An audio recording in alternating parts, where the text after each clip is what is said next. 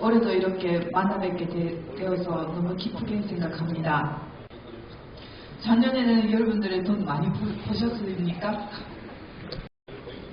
웃고 계신다는 것은 많이 보신 것 같아요. 여러 가지로 힘든 일도 있으셨겠지만 해마다 요즘은 여름에 너무 덥고요. 너무 더위가 심해져서 3, 40년 전에랑 전혀 다른 환경이 되어버렸다고 할 수가 있어요. 제가 살고 있는 이바라기현 중에서도 제가 살고 있는 데는 산간 지역이거든요. 여름에는 매우 덥고 겨울에 아주 추운 그런 지역입니다. 얼마나 더운가 하면 일본에서 여름에 낮에 날씨 예보를 알려주는데요. 작년에도 최고 기온이 전국에 1위가 된 적이 몇 번 있어요. 그 정도로 더운 지역입니다. 제가 어릴 때는 30도 넘은 일이 거의 없었는데요. 이 금년 4, 5년 정도에서 30도 넘는 거는 한 시즌에도 기온이 35도 이상 됐는지가 별로 없었는데요. 7, 8월 달에 봤을 때 30도 넘어가는 곳이 밤 정도고 35도 넘을 일도 그 밤 정도가 되어 있었어요. 매우 더위가 심해지고 있습니다. 그런 가운데서도 사과 농가들은 사과를 만들어 가야 되겠죠. 겨울의 기온도 제가 어릴 때는 마이너스 20도를 치가지고 강에서 스케이트를 할 수 있는 정도였거든요. 근데 지금은 마이너스 10도를 치는 일이 2, 3일 정도밖에 되지 않아요.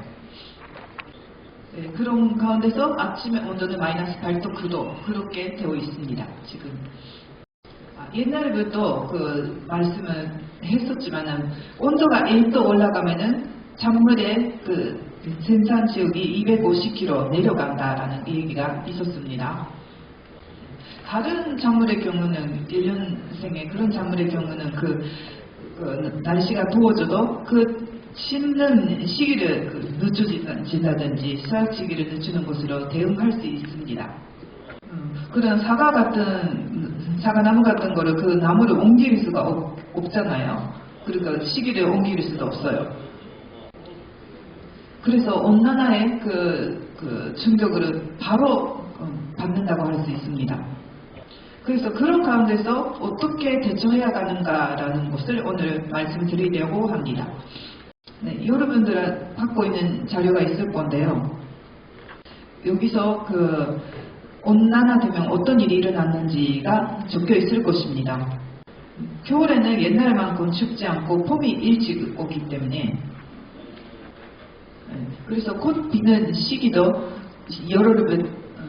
일주일이나 열흘 정도 빨라지고 있을 겁니다. 그리고 가을에는 추위가 오지 않아가지고 수확 시기가 늦어진다라는 문제가 있습니다. 식물은 추워지지 않으면 가을이라는 것을 간지하지 못해요. 그래서 수확 시기가 늦어진다는 것이죠. 그거 무슨 말이냐면 봄에 빨리 오고 겨울에 늦게 온다는 말이 되니까 그만큼 생육 기간이 길어진다는 거죠.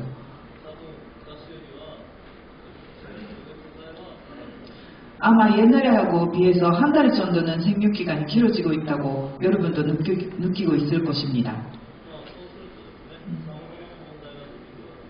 그렇게 되면 여러 가지로 문제가 생길 거예요.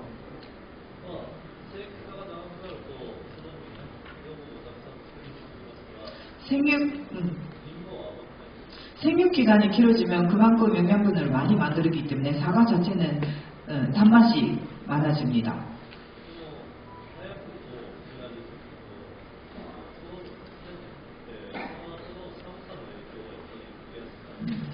그러나 빨리 싹이 뜨면은 그만큼 뒤에 오는 추위에다가 영향을 받기 때문에 냉해를 받을 수가 있죠. 소래 비해라든지 추위로 인한 피해를 봄초에 받을 수가 있습니다. 그래서 그런 설 대책을 세워야 하는 그런 문제가 생깁니다. 그리고 여름에 동안에 고온장애 그런 것도 있을 거예요.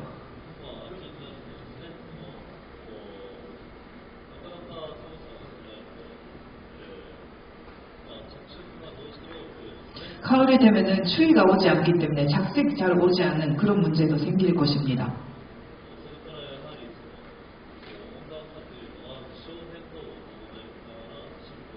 그리고 온난화라는 것은 그냥 따뜻해지는 것이 아니라 기상 변동도 같이 동반하면서 일어납니다. 그렇게 되면 비가 쉽게 온다든지 많이 온다든지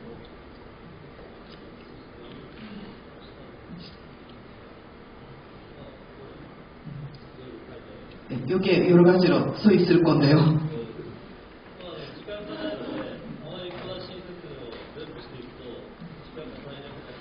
시간이 한계가 있기 때문에 모든 것을 자세하게 설명하면 시간이 부족했기 때문에 집에 댁에 가셔가지고 천천히 봐주시고 네, 지금은 중요한 부분만 포인트를 찍고 설명하겠습니다.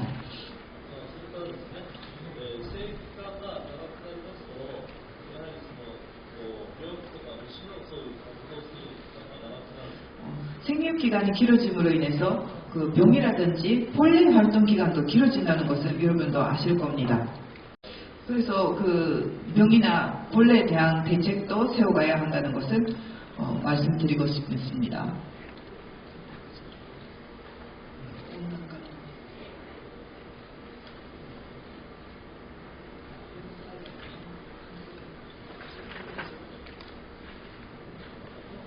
그래서 약재 살포할 때 여태까지는 여러분들도 반제력 같은 거를 참고로 해서 약을 살포하고 왔다고 생각합니다.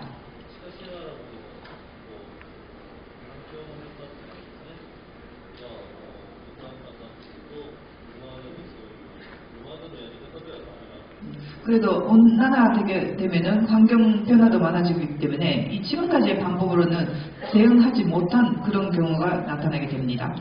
환경 변화는 이때까지 경험하지 못하는 그런 범위 내에 들어가고 있다고 볼 수가 있어요. 지금까지의 경험이나 기술이라는 것은 동하지 않는 그런 시기가 되었어요.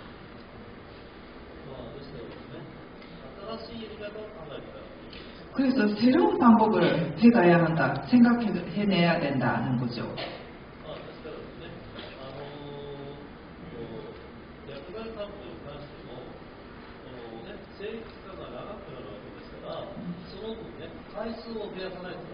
그래서 약재 살포도 생육 기간이 길어지기 때문에 그만큼 횟수를 늘려야 된다는 거죠.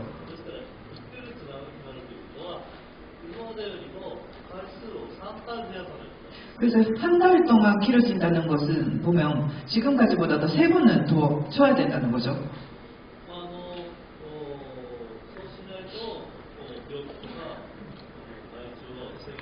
그렇게 하지 않으면 병이라든지 해충을 막을 수가 없어요. 여러 번 여러분들에게 말씀을 드렸지만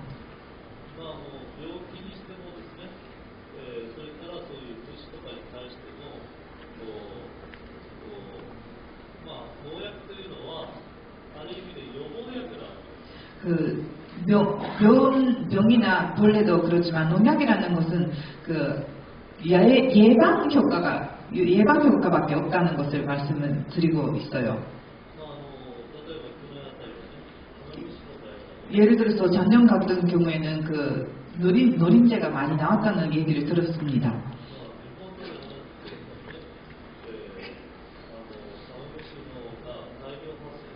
일본에서도 노린재가 대량으로 발생했었습니다.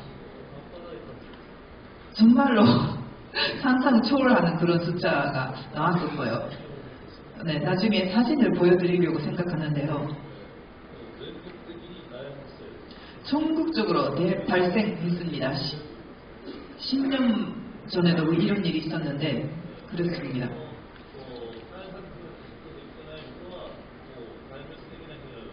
그래서 대책을 제대로 세우지 못한 농가는 피해는 엄청나게 클 겁니다.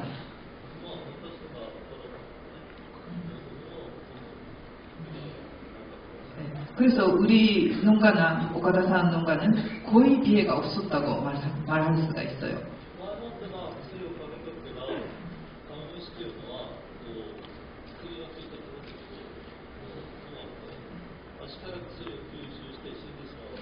미리미리 그 약재를 하고 있으면은 노린재라는 것은 약재가 있는 데다가 앉으면은 그 손발에서 이렇게 약을 흡수해가지고 그대로 죽어버린다고 하네요.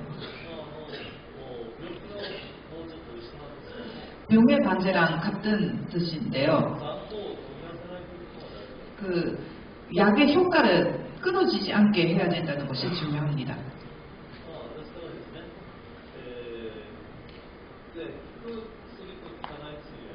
그리고 잘 듣는 약이랑 안 듣는 약이 있어요.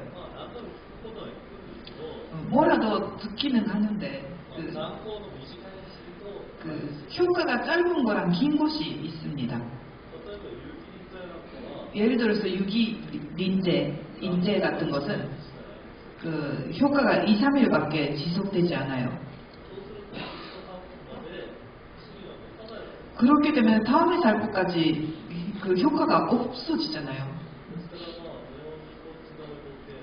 그래서 네오니코티노이드 계통의 약제라든지 합성 피레스테로이드제라든지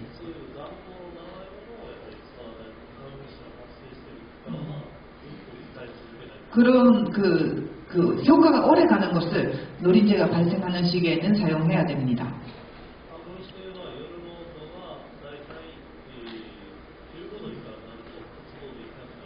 그 노린재는 밤의 온도가 15도 이하가 되면 활동하지 못하게 된답니다.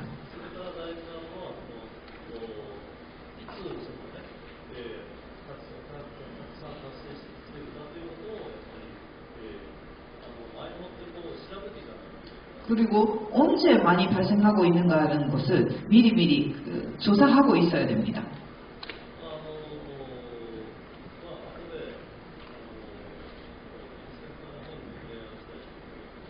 나중에 기술센터 쪽으로도 제안할 생각인데요. 페로몬 트랩을 미리 설치해 놓고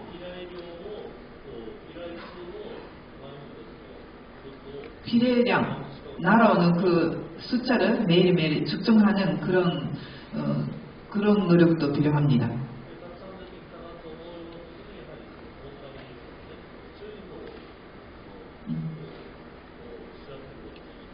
그렇게 해서 많이 좀 날아왔다고 싶을 때 농가 전체에다가 주의보로 그 경고를 보내주는 그런 대책이 필요하다고 생각합니다.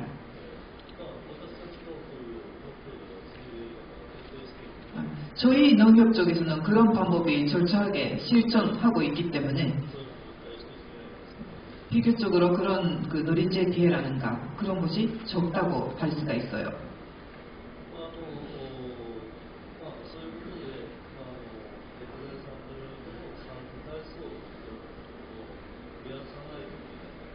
그래서 약재 살포의 횟수를 늘려야 된다라는 점이 하나 있고, 그리고 그 병이라든지 벌레 발생 상황이라는 것은 원마다 달라요.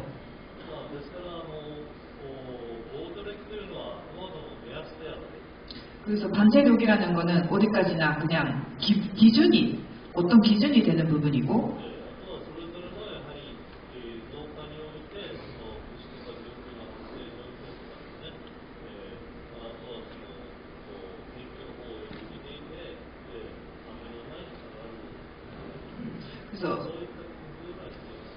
그래서 각 농가마다 그런 병이라든지 벌레 발생에 따라서 뿌리는 시기라든지 횟수는 조절해야 되고, 그리고 나머지는 날씨라든지 그 예보에 따라서 어떻게 살포하는지를 본인이 직접 이렇게 계획을 세워가야 한다는 것을 말씀드리고 싶습니다.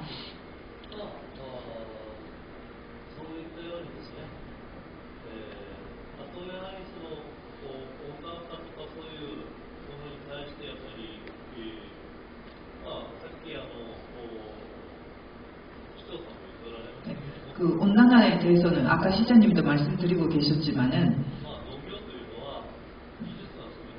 농업이라는 건 기술이 다예요.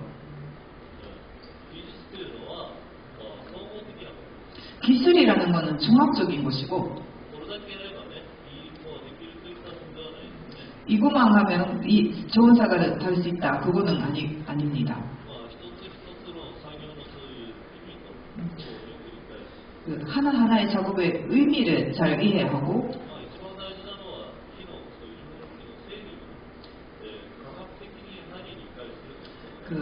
제일 중요한 거는 나무의 생리를 과학적으로 이해한다는 것이 중요합니다.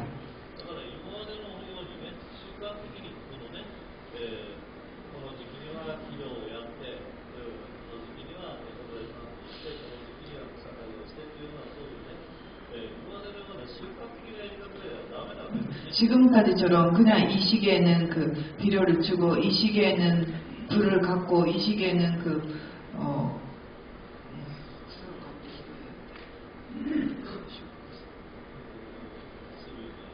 약재 살포를 하고 이렇게 지금까지처럼 그냥 습관적으로 하고 있는 것으로는 안 됩니다.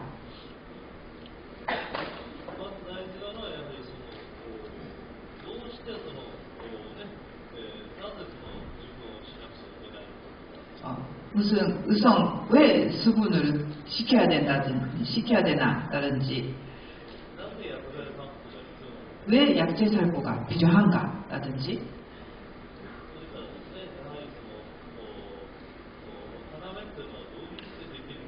꽃눈이라는 것은 어떻게 만들어지는가라든지 선정을 한다는 거에 그 의미는 무엇일까라든지 과학적으로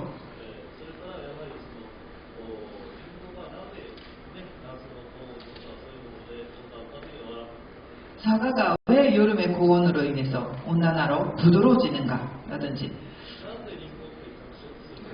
왜 사과는 빨갛게 되나라든지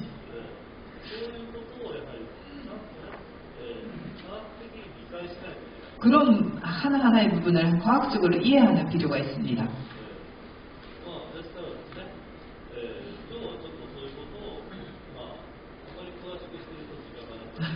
오늘은 그런 말씀을 너무 자세하게 하면 시간이 없기 때문에 간단하게 말씀을 드리려고 합니다.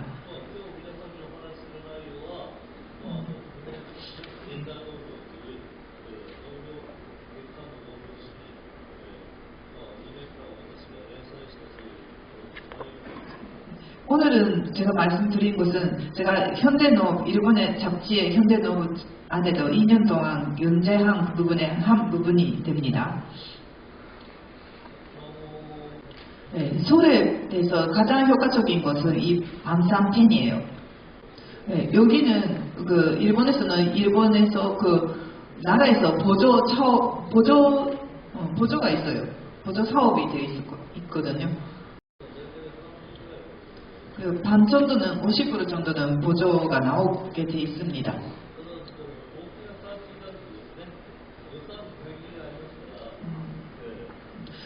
산지 많아지면은 그 예산에 한계가 있기 때문에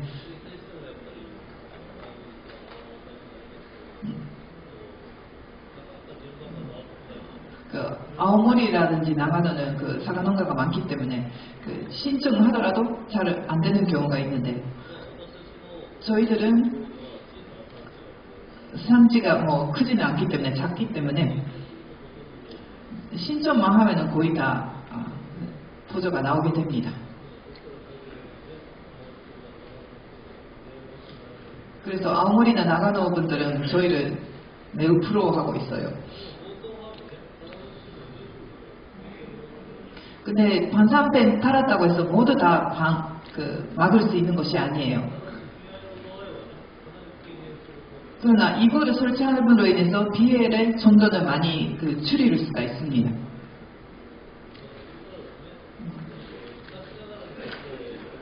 네, 이쪽은 옛날의 방법인데요. 네, 이거 옛날부터 하고 있는 연소법인데요. 작은 캔에다가 이렇게 연소시키는 그 물을 넣고 불을 피우고 있어요. 네, 한국에서는 여러 가지로 규정이 있어서 어려울 수도 있겠습니다만은, 그리고 이거는 좀 싸게 할 수 있지만 좀 번거로워요. 면적이 많으면 힘들고요. 저희들은 이렇게 제트 히터라는 그런 기계를 사용하고 있습니다. 이거를 반사팬의 뒤쪽으로다가 놔두고요.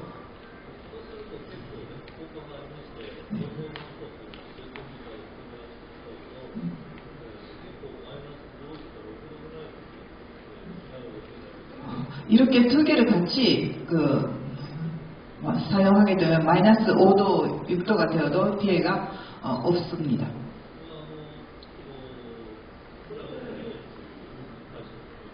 이거는 오리온이라는 회사의 제품인데요.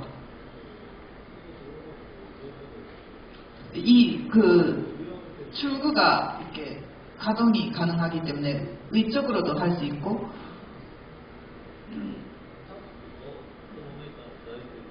네, 한국에서도 이 메이커의 대리점이 있다고 들었습니다. 네, 원하시면 구할 수가 있을 거예요.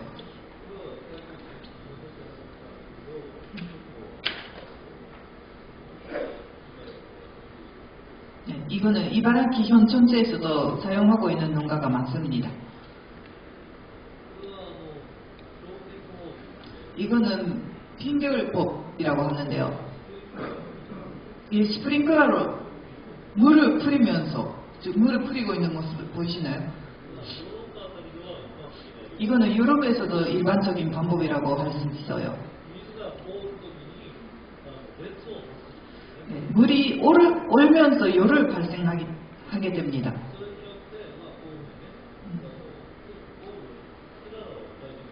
네, 이렇게 해서 얼음이, 고드름이 많이 생기기는 하는데요. 이렇게 함으로써 사과 자체의 온도가 연도 이하로 내려가지 않다는 그런 효과가 있습니다.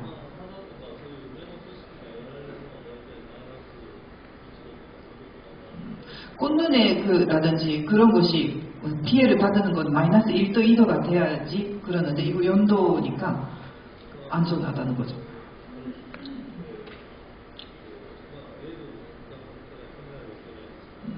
연도로 유지가 되기 때문에 피해를 줄일 수가 있습니다.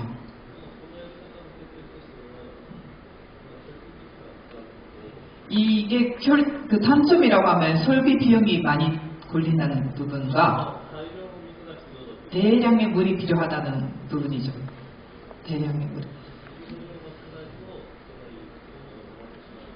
물이 부족하면 온도가 더 내려가기 때문에.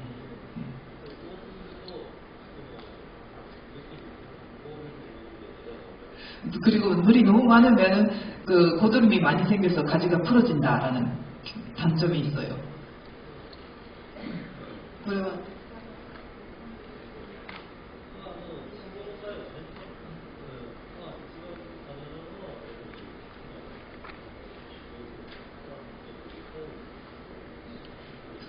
소를 피해서 반지법으로서 제트 히터랑 반사팬 그거를 제일 추종합니다.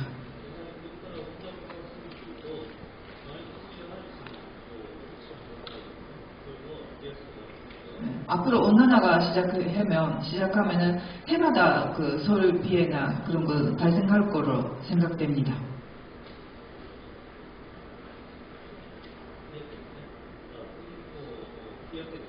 다음으로는 일소 피해에 대해서 말씀드립니다.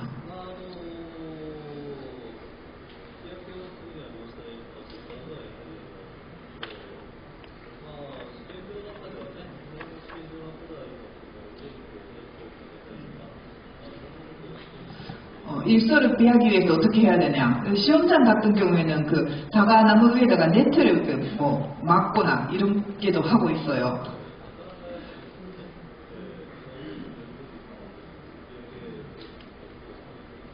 그러나 저희들이 사과밭에다가 그렇게 그 망을 걸치거나 그런 일은 쉬운 일이 아니죠.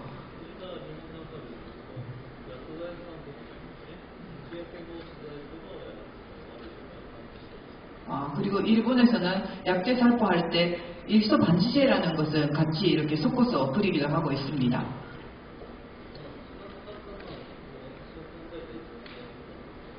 근데 제가 생각해내는 제일 간단한 방법이라는 것은 사과를 열리는 방법으로 인해서 어느 정도 막을 수 있다는 부분을 말씀하고 싶어요.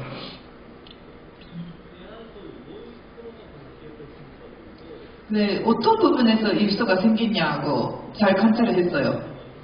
사진으로도 보여드렸지만은 사과 여름에가 옆으로 보고 있거나 비틀고 있으면 태양광을 직접 받게 되잖아요. 그렇게 되었을 때 표면 온도가 50도 정도가 되어버리고 사과의 조직이 죽어버린다. 그런 현상이 나타나게 됩니다.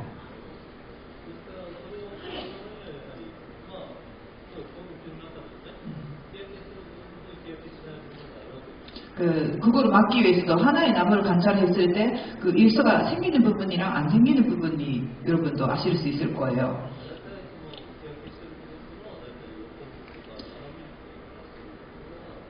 일소를 잇고 있는 부분을 보면은 옆으로 달리고 있다거나 비틀고 달려있는 그런 부분이 있을 거예요.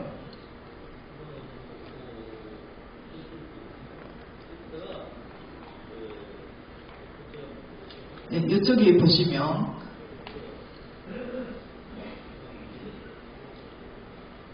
이거는 저희 밭에 있는 사과인데요. 전화골드하고 양광이에요. 전화골드 양광. 사과를 이렇게 밑으로 향하게 달리게 하고 사과 열매 위에다가 잎이 이렇게 오도록 우산처럼 오도록 하고 있어요. 이렇게 다루게 되면 일소라는 거 거의 일어나지 않습니다. 그래서 적과 작업을 할 때 옆으로 보고 있거나 가지랑 이렇게 겹쳐 있는 그런 부분은 따버려야 됩니다. 그대로 놔둬도 일소를 입어버리기 때문에 미리 따시는 것이 좋아요. 이렇게 하는 그 방법을 절저하게 하시는 것이 좋아요. 이렇게 하면은 일소는 거의 없어진다고 봅니다. 그리고 이 방법에 그 이점이 또 있어요. 좋은 장점이.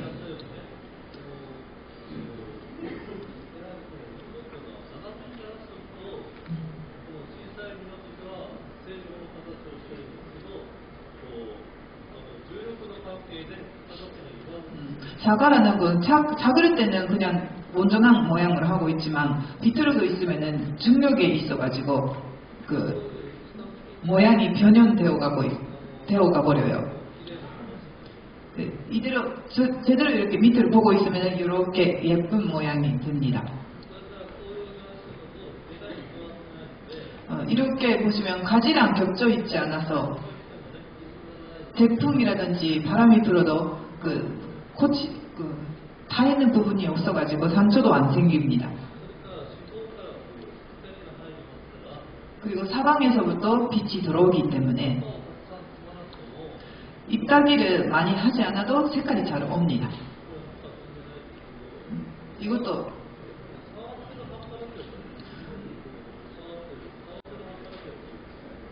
사과에다가 다 있는 그 잎만 몇 개만 다주시면 돼요. 그렇게만 하시면 색깔이 잘 옵니다. 그리고 잎을 많이 타지 않기 때문에 맛도 좋아집니다. 산도도 높고. 그런 장점이 있습니다. 일소를 입지 않는다는 뿐만 아니라 상처도 안 생기고 맛도 좋아진다는 그런 부분. 여기에 어떻게 열리면 좋은지 그림이 실었는데요. 그 위를 보고 있는 가지에는 달리지 않고 하고, 두 개로 나뉘어지고 있는 부분은 한쪽에 타버린다든지, 네, 그 자세한 부분은 나중에 읽어보시면 좋겠습니다. 밑에 갈고 있는 거 지금 흰색이 반사재를 눈에 보일 수가 있을 건데요. 흰색이죠. 옛날에는 음색이 은박지랑 같은 걸 사용하고 있었는데 지금 이렇게 흰색을 쓰고 있어요. 이거는 산타라는 품종인데요.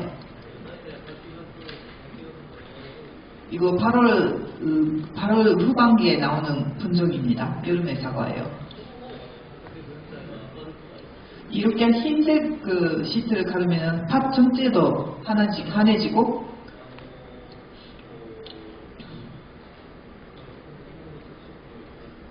사과의 작색도 좋아집니다.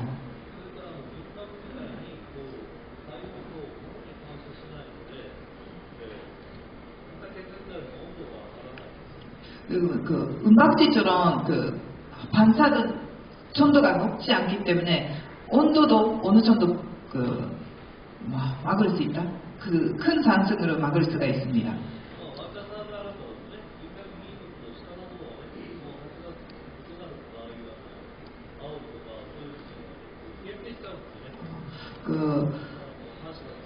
외화 재배 같은 경우에는 은박지를 갈고 있으면은 8월 달에 그 반사 때문에 일소가 일어날 수도 있거든요.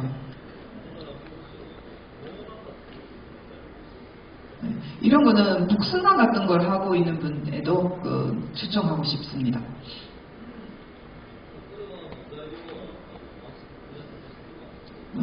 이 재료는 여러분들 하고 있는 마스크랑 같은 재료입니다. 부직포 같은 거요.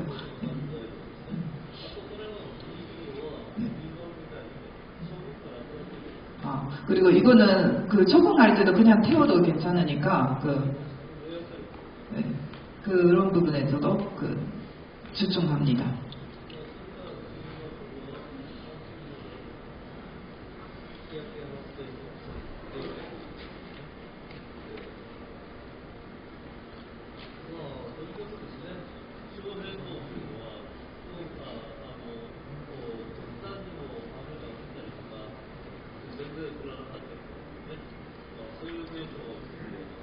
기후변동이라는 거 극단적으로 비가 오지 않거나 너무 많이 오거나 그런 현상이 나타나게 되는데요.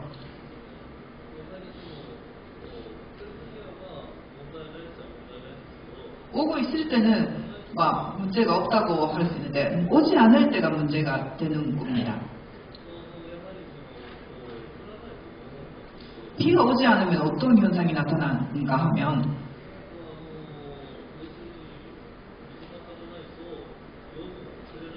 물이 부족하면 영양분을 만들지 못하게 됩니다. 나무가. 이따가 또 자세하게 설명드리겠지만은 광합성 작용이라는 것은 물이 필요해요. 필수적입니다.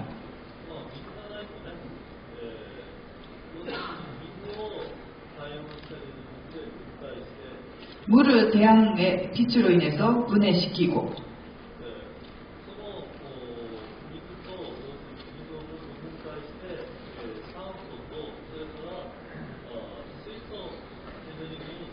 그 물을 분해시켜 가지고 산소하고 물 분자를 만들게 됩니다.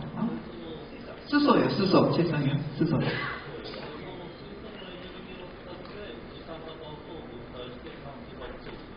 그거 수소를 이용해 가지고 이산화탄소를 만들어서 탄수화물을 만들게 됩니다. 그래서 물이 없으면 영양분을 만들 수가 없다고 할 수가 있어요.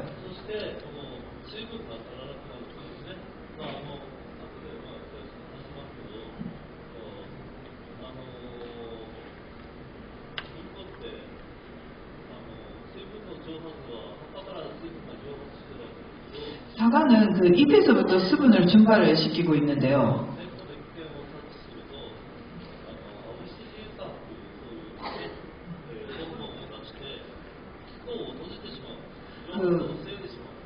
그 뿌리에서 그 위험을 느끼게 되면은 그 입에서 열려 있는 그 수분을 증발시키지 않기 위해서 기공으로 막아버려요. 아부시진상이라는 그 호르몬으로 인해서.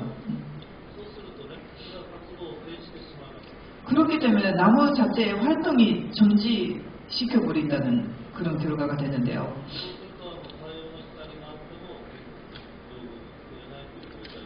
그렇기 때문에 태양광이 있다고 하더라도 영양분을 만들지 못하는 그런 그 상태가 됩니다. 그 히로사키 대학교의 그 시오사키 선생님의 말씀으로 인하면 한 번 그 활동을 정지시킨 나무는 그 이후에 비가 온다고 하더라도 다시 활동을 시작하는 데까지 2주라는 시간이 걸린다고 합니다. 그 동안에는 사과 여름에도 그 생장을 하지 못하게 되는 거죠.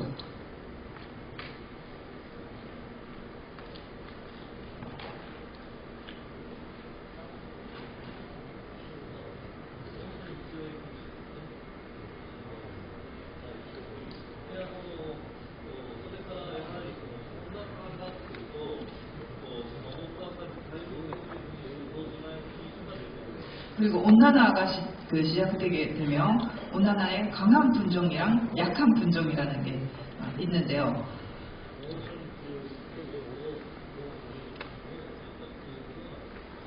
그래서 높은 기후에 대응할 수 있는 분종이라는 거를 말씀드리면 연화의 강한 분종, 보통의 분종, 그리고 연화의 약한 분종 이렇게 지금 서 있는데요. 네, 한국의 분종도 여기에 나와 있는데요.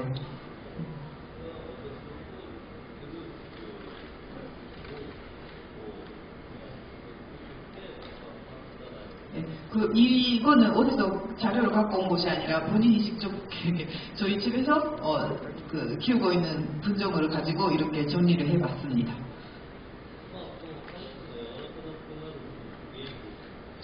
카실이 부드러워지는 원인이라는 거 있는데요. 원인. 네, 왜 부드러워지는가를 설명드리도록 하겠습니다.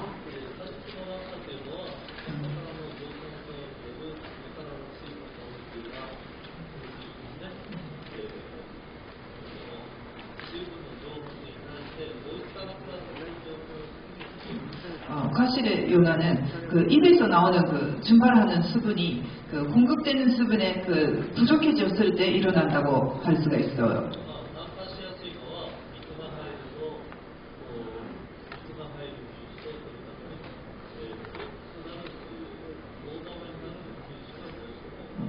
연하기 쉬운 분종은 꿀이 들어가는 그 분종이랑 큰 알이 되는 그런 분종이라고 할 수 있어요.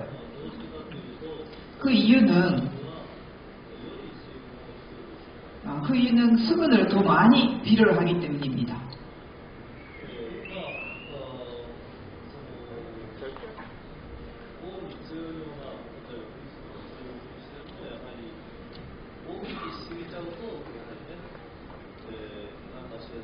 그래서 공원에다 비교적 강한 후지 같은 품종이라도 알을 크게 만들게 되면 부드러워지는 현상이 나타나게 됩니다.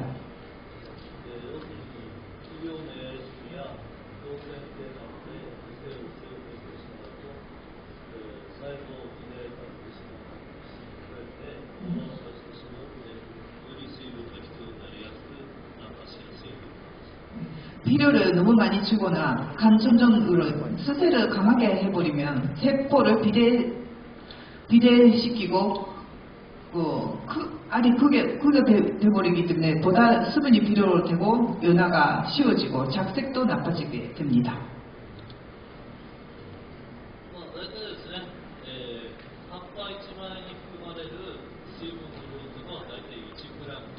잎이 한 장에 가지고 있는 수분량이 1g 정도라고 합니다.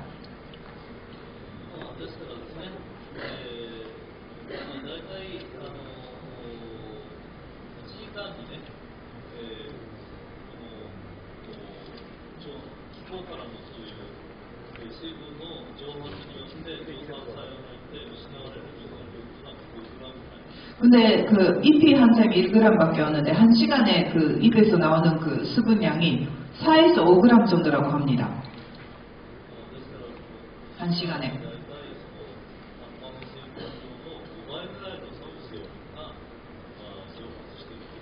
그래서 그 단순히 생각해 보면 잎이 한 장이 가지고 있는 수분의 5배의 수분이 증발을 하고 있다는 결론이 되겠죠.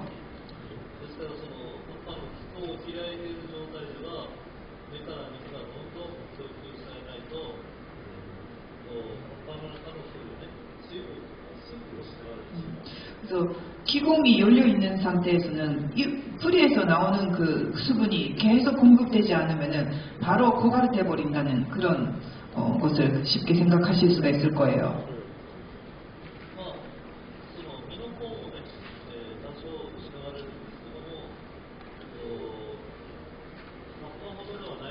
과실도 다소 이렇게 수분 증발이 일어나는데 잎이만큼은 그렇게 일어나지가 않습니다.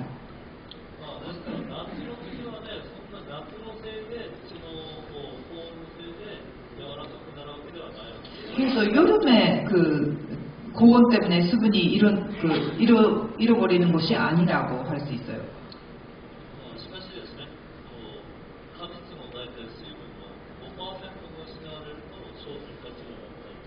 그러나 과실도 그 가지고 있는 수분의 5%가 날아가기 때문에 상품 가치가 떨어진다라는 그런 내용도 있습니다.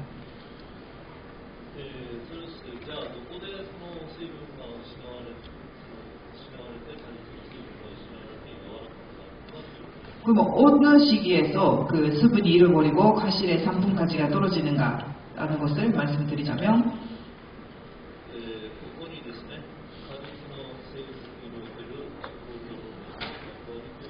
여기에 과실의 성육으로 있어서의 식물 호르몬의 역할이라는 그런 그림이 있는데요.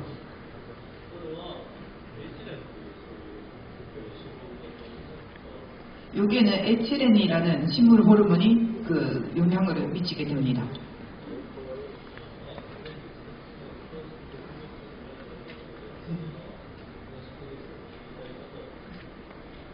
네, 여기에 자세하게 나오고 있기 때문에 나중에 잘 보시면 되는데요. 여기가 에틸렌이죠. 그 에틸렌은 수확 직전에 갑자기 이렇게 늘어나는 것을 볼 수가 있어요. 이거는 과실의 호흡량이에요. 이렇게 내려오는 거는 호흡량.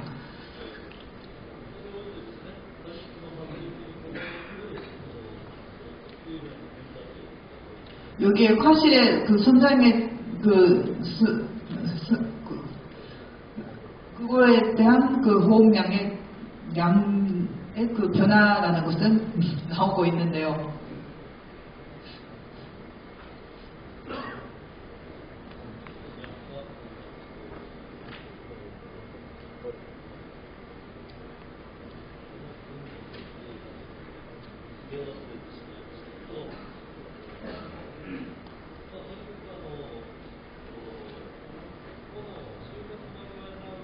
이 수확 직전 되면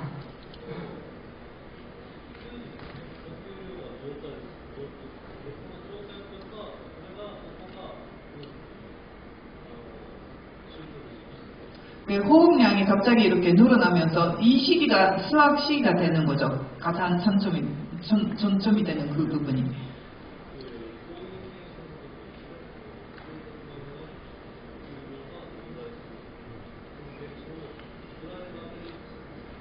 이렇게 그 수확 직전에 호흡량이 증가하는 것은 클라이마테릭스라고 클라이마테릭이라고 합니다. 이거는 조센정이나 중센정 이런 분종에다가 이런 현상이 나타나게 되는데요.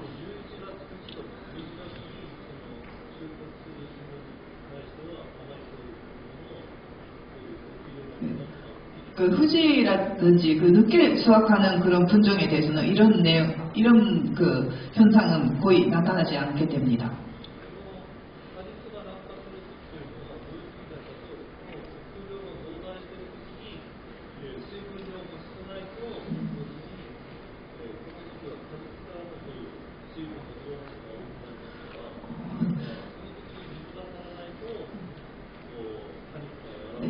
이때 가육의 호흡량이 많아졌을 때 수분이 부족하게 된다면 과실에서 수분이 많이 날아가게 되기 때문에 과실이 난화한다. 그런 현상이 나타나게 됩니다.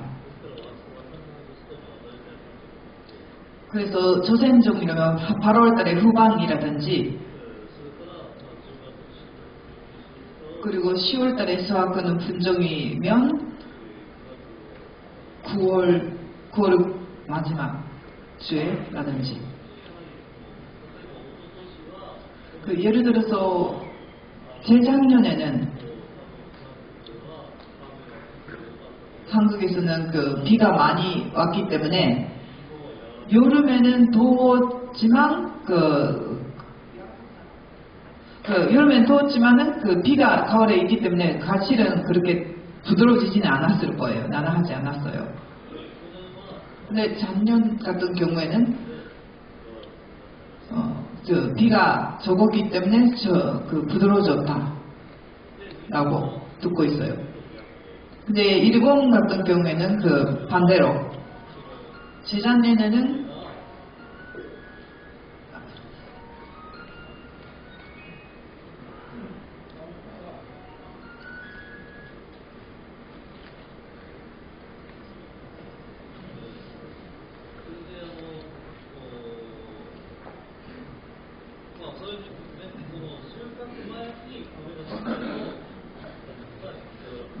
수확 직전에 비가 오지 않으면은 과실이 부드러워진다라는 것은 기억하시는 게 좋을 거예요. 그렇기 때문에 그 시기에 관수를 제대로 해주시면 난화는 완치할 수가 있습니다.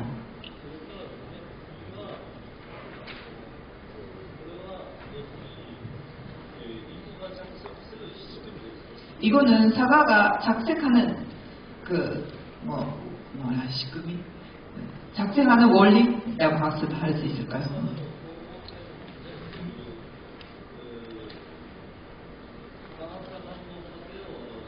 이거는 작색하는 광합성의 과학 반응을 나타내고 있는 그림인데요. 네, 알기 쉽게 그림으로 만들어 봤습니다.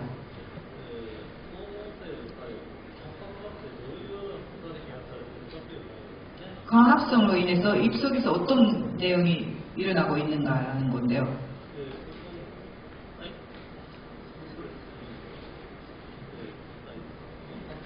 네.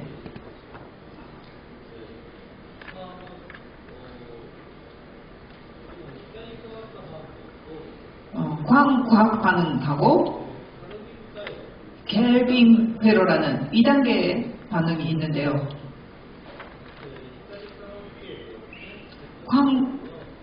광과학 반응에서는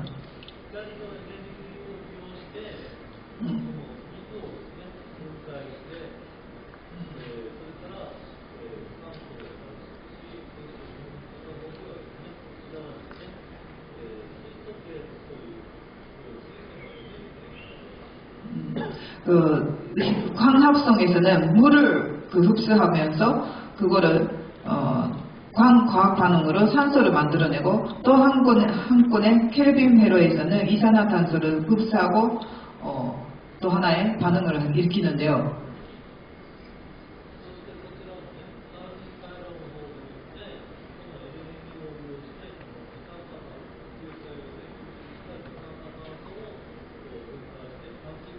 네.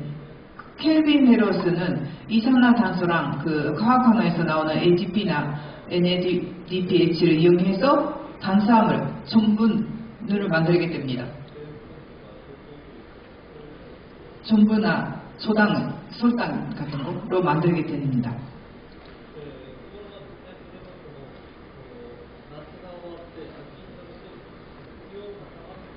그런데 그것이 여름에 끝나고 가을이 되면 기온이 떨어지게 되잖아요.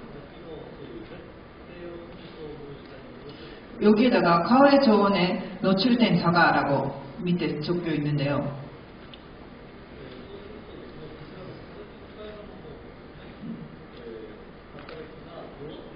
이렇게 됐을 때 켈빈 회로의 활동이 약해집니다.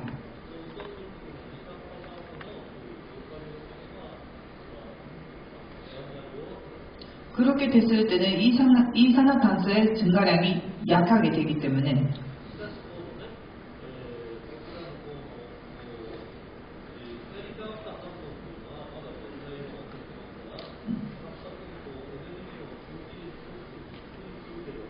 그 반면에 광학 반응은 햇빛이 아직 있기 때문에 계속해서 에너지를 만들게 되잖아요.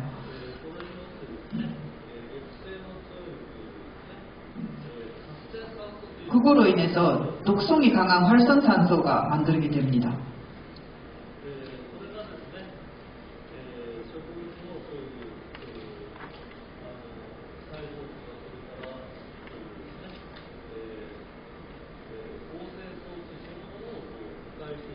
근데 활성산소가 식물의 식물을 합성 잔치 그 자체를 파괴하게 되는 그런 역할을 하게 되는데요.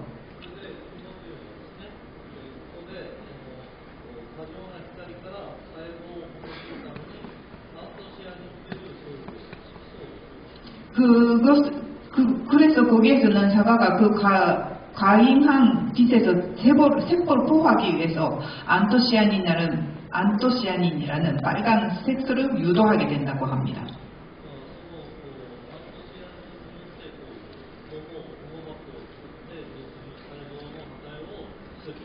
안토시아닌으로 인해서 그 부음막을 만들어 가지고 세포의 파괴를 막아주는 그런 역할을 하기 위해서 빨갛게 그것으로 인해서 사과가 빨갛게 색깔이 물든다고 할 수 있습니다.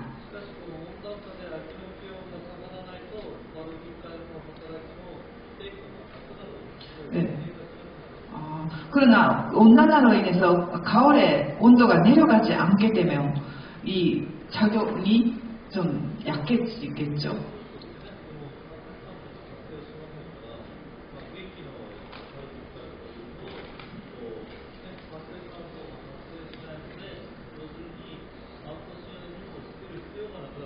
그렇게 됐을 때 활성산소도 만들어지지 않기 때문에 그 안토시아닌도 만들어지지 않아서 만들 필요가 없기 때문에 색깔이 안 나는 빨간색이 나지 않는 그런 경우가 생깁니다.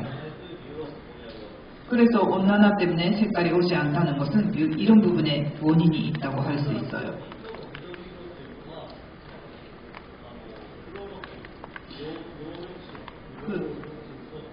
그 사과의 그 초록색은 용력소, 클로로필이라는 용력소가 되죠. 그 가을이 되면은 이 용력소가 파괴하기 시작하는데요.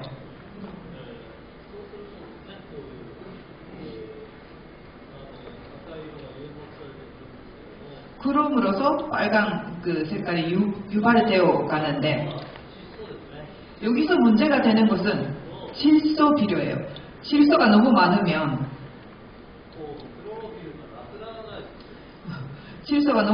클로로필은 없어지지가 않다고 합니다. 그래서 색깔이 오지 않다는 그런 현상이 나타나게 되죠.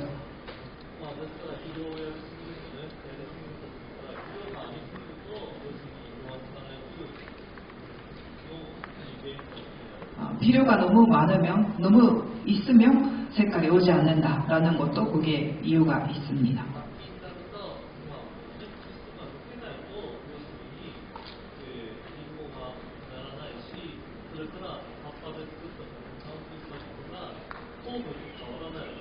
그 칠소가 빠지지 않으면 빨개지지도 않고, 그리고 입에서 만들어진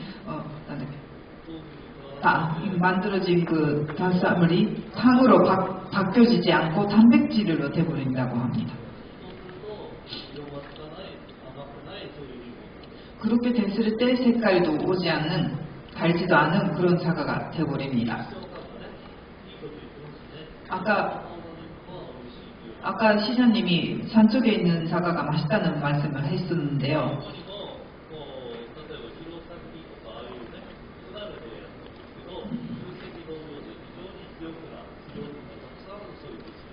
아오모리의 히로사키 지역은 편지거든요. 거기서 그 땅 조건도 좋아가지고 비옥한 그런 지역이라고 할 수 있어요.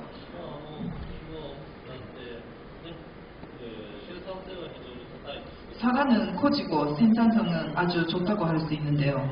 美味しいのは山の方です。 맛 좋은 사과는 산 쪽에 있는 사과입니다. なんで山の方の蜜が美味しいのか。 왜 산에 있는 사과가 맛있는가 하면 それは肥料分がないからです。 그거는 비료가 없기 때문에라고 할 수 있어요.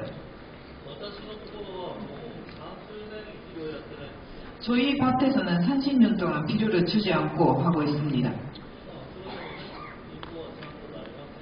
그러나 사과는 잘 열리고 있습니다. 肥料がやればやるほど甘くない、美味しくないことが少ないんですよ。 비료를 주면 줄일수록 맛이 있지 않은 색깔이 없는 그런 사과가 됩니다. ですから、まあ、その色がつかない原因は、温度が高くなったせいだけではなくて、畑自分のためのそういうエネルギーが多すぎて。 그래서 사과가 맛이 있지 않는 이유는 온난화 때문에 뿐만 아니라 자기 자신의 원에 있는 비료가 너무 많다라는 것도 원인이라고 할 수 있습니다. こんな話をするとね、いろいろな時は嫌な顔をされるけど、 네, 이런 말씀을 하면 비료를 판매하고 있는 사람은 별로 좋아하지 않을 텐데요. まあ、それは色づきが悪かった人は今年は肥料をやらない方がいい。 작년에 색깔이 잘 오지 않았던 분들은 비료를 올해는 많이 하지 않는 것이 좋을 것입니다. まあ、大体じゃあ、肥料がやらなくても夏がやるようなことですか。 비료를 왜 주지 않아도 되냐면 だから本当にまあ昔はね、リンゴは肥料で、そういう肥料で育てるそういう概念がありましたけど、 옛날에는 농산물은 비료로 키워야 한다 그런 개념이 있었는데요. その과학 발달으로 인해서 여러 가지 진실을 알게 되어 있습니다. ホルモンの働きの方が大事で、 비료보다 호르몬의 작용이라는 게 더 중요하고요. 光合成作用をして、養分を作るときに、必要最低限あればいいんです。 비료라는 것은 광합성하면서 영양분을 만들 때 최소한 양만 있으면 된다고 할 수 있어요. 너무 많은 양이 있으면 오히려 해가 됩니다. 人間もそうですね、栄養分は必要ですけど、摂取過剰はね、 사람도 마찬가지죠. 영양분은 필요하기는 하는데 너무 많은 양을 과다하게 섭취하면 오히려 건강에 해를 끼치게 됩니다.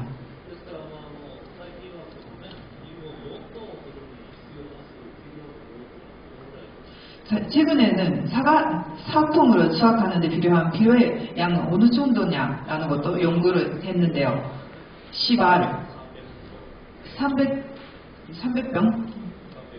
네, 300병 그리고 1000평방미터 必要なそういう窒素の量というのは、 거기서 필요한 질소 양을 大体4 그거는 4kg라고 합니다. 4kg. 아주 적은 양이죠. 皆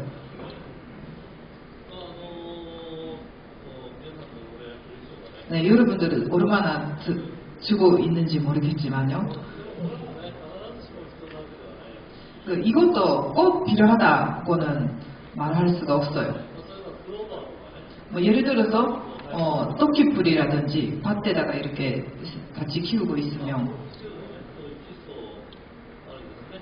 그 공기중에 있는 질소를 이렇게 흡수를 해줘요.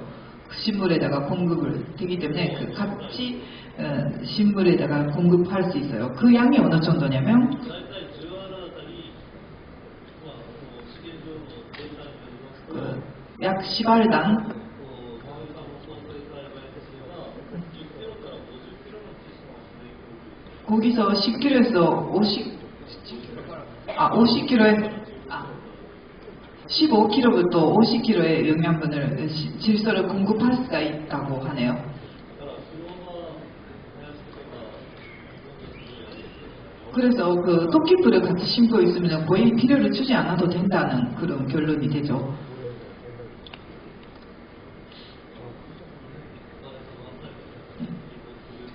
돈을 들이지 않아도 사과를 만들 수 있으면 그것도 좋지 않겠습니까?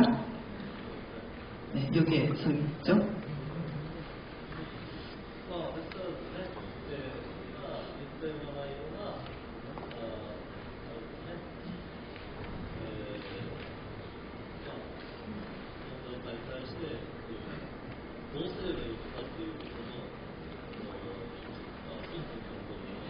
지금까지 말씀한 부분이 온난화에 대해서 어떤 대책을 하면 되는가에 그 힌트가 되지 않았을까 싶습니다.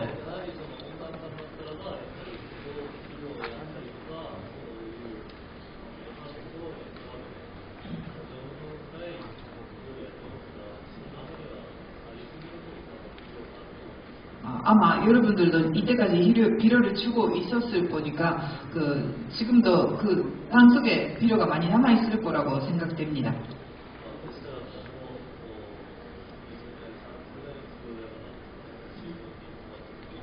네, 그래서 앞으로 20년, 30년 비료를 주지 않아도 좋은 사과를 만들어갈 수가 있을 거예요. 특히 지금 비료의 가격도 많이 상승하고 있잖아요.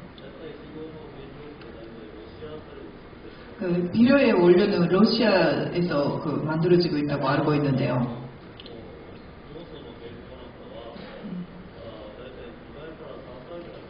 그 요소의 원료 같은 것도 가격이 2~3배가 되어 있다고 알고 있습니다. 돈 들이지 않으면서 좋은 사과를 만들 수 있으면 그거보다 좋은 것이 없을 것이고,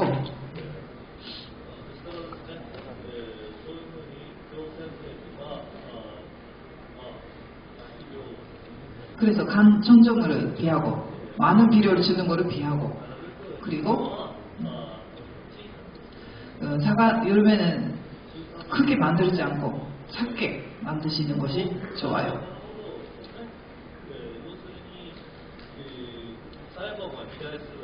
커지면 커질수록 세포만 비대하는 것가 되죠. 그리고 수분 발산량도 많아지고 증발량도 많아지게 됩니다. 그렇게 되면 맛도 없으면서도 오래 가지도 않는 그런 사과가 되어버리게 됩니다.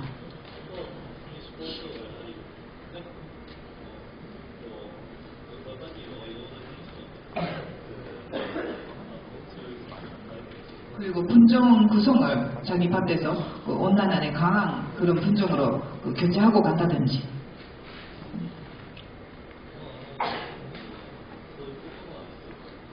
그런 노력이 미리미리 하시는 것이 좋을 거예요. 그리고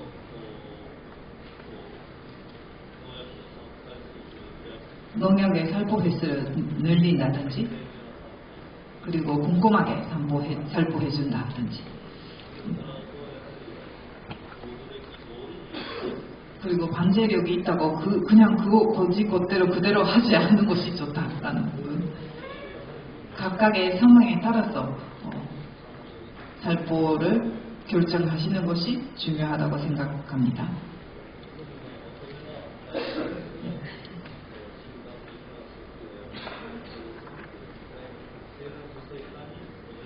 네, 습관적인 그 방제를 하는 것이 아니라 간전적으로 피하고, 그리고 물 관리가 매우 중요합니다. 물의 관리가.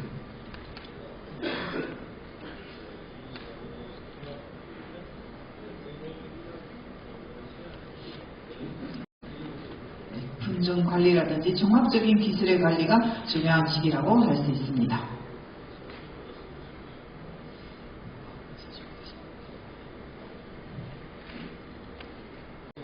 이거는 작년의 부지예요. 다음에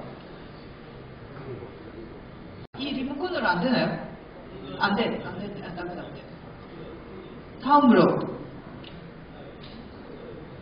이것도 후지입니다. 또 다음으로 하나씩 넘겨주세요. 다음.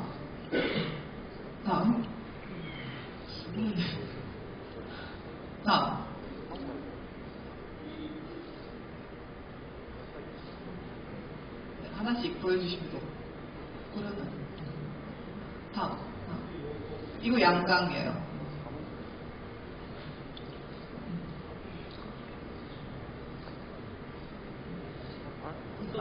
잠시만요. 이거 뭐냐면 이거 노린재 사체예요. 그리고 초록색으로 보이는 것이 모두 다 노린재가 떨어지고 있는 모습이에요.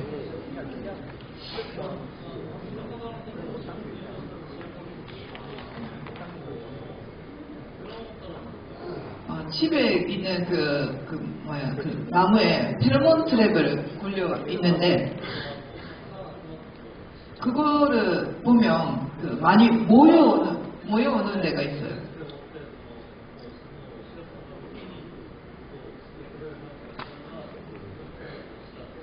그 페로몬 트랩 있는 그 나무에다가 약재를 살포했더니 이렇게 많이 떨어졌어요. 다음 그림 좀 보여주세요. 여기도 노린재가 사이사이에. 이것도 노린재가 많이 쓰고 있는 거로. 다음. 이것도 마찬가지죠. 노린재. 다음. 이거로 마지막입니다. 네, 이렇게 많은 노린재가 저희 집에도 있었습니다.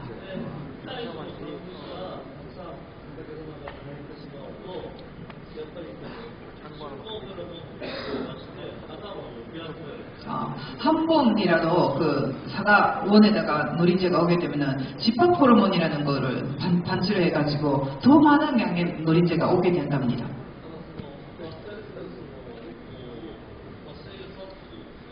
네.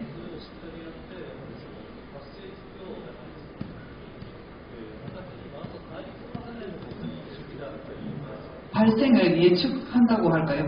미리미리 이렇게 조사를 해가지고 원 안에다가 그 노린재가 들어오지 않도록 하는 반제가 필요합니다.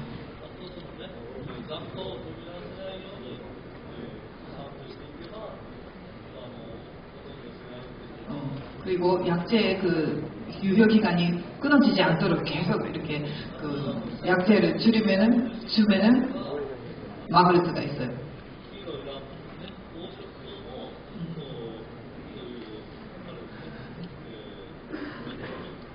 그리고 막을 수 있는 방법으로서는 환색등 있잖아요. 그것도 효과가 있습니다. 네.